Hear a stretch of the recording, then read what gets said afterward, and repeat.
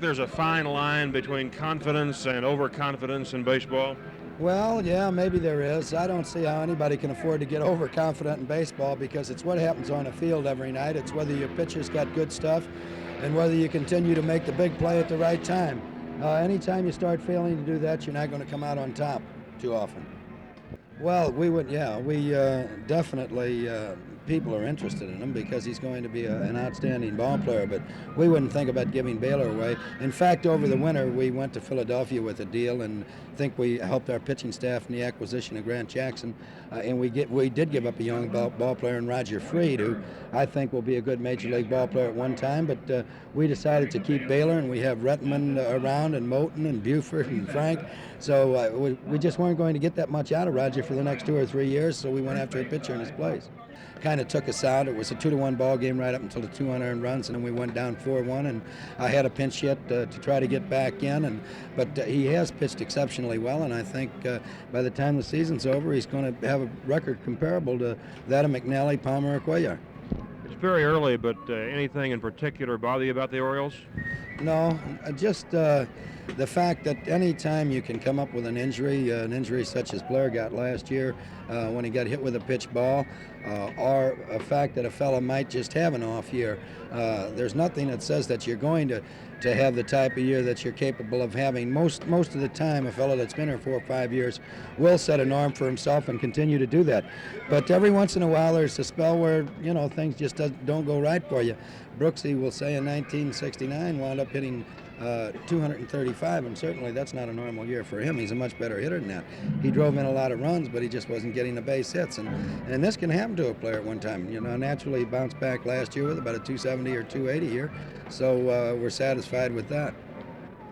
This ball club's got a looseness to it too, doesn't it? Well, a little bit, yeah. I'll tell you, when you're winning, you can afford to enjoy it. We don't have a looseness when we lose. In fact, last night it was like a morgue in the clubhouse when Roger Repos hit the grand slam in the 9th inning, and we certainly don't take that light, and there's no looseness about it, and we try to tighten our belt and come back the next day to win so that we can enjoy ourselves and have a little fun with each other after the game. Earl, thanks very much for the chat. Okay, Rob. Earl, any change in attitude on the ball club this year? Do you think that the World Championship has meant more to you than just confidence? Well, it's meant more to me, I'll tell you that. I think that, it's we got a ball club where we got a few guys have been around. We have a few young guys, and there's great desire on this club. Every guy likes to play every day, likes to go out there, and I think when you win, well, it gives you a little more pride in what you do. I mean, I get the feeling these people come out to see the world champions play, and we try to perform like that. There's a long way to go. I don't think there's that much difference, say, in our ball club and several others in the league, but I think that we try to play 162 games as hard as we can, and that seems to be just enough. It kind of has it most of the time. Huh? That's right. She sure does. Nice to see you, Brooks. Thank you very much. Okay, Ross. Billy, as I talk to ball players and managers in both leagues, I hear two names always pop up as potential managerial prospects: Danny Ozark of the Dodgers and you. In a change, let's say at midseason, is going in to take over a ball club that's losing, which has got to give you more attention to it. Oh, without a doubt. See, I've been kind of spoiled. I've been a coach here since 1964. We've won the pennant 3 times in that period of time, and certainly it's a club that has the potential to win a few more in the near future.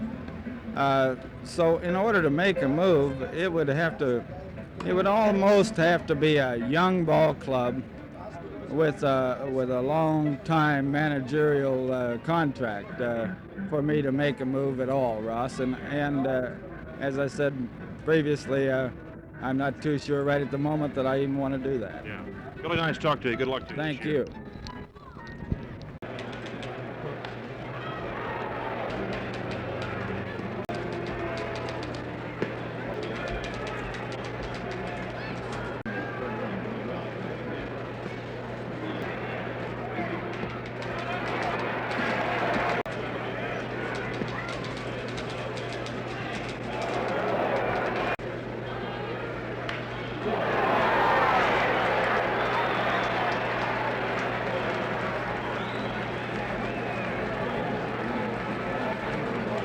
Shortstop.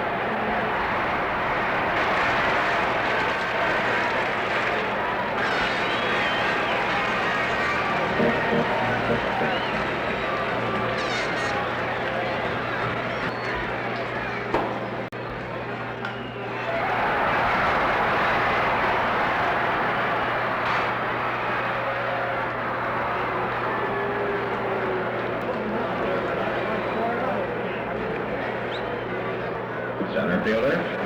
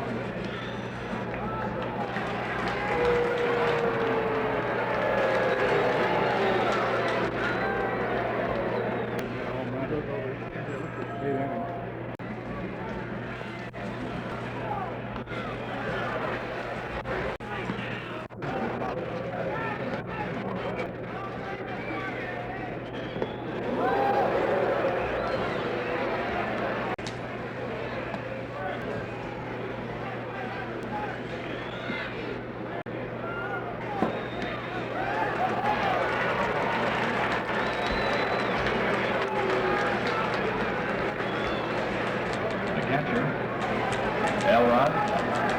Hendrick.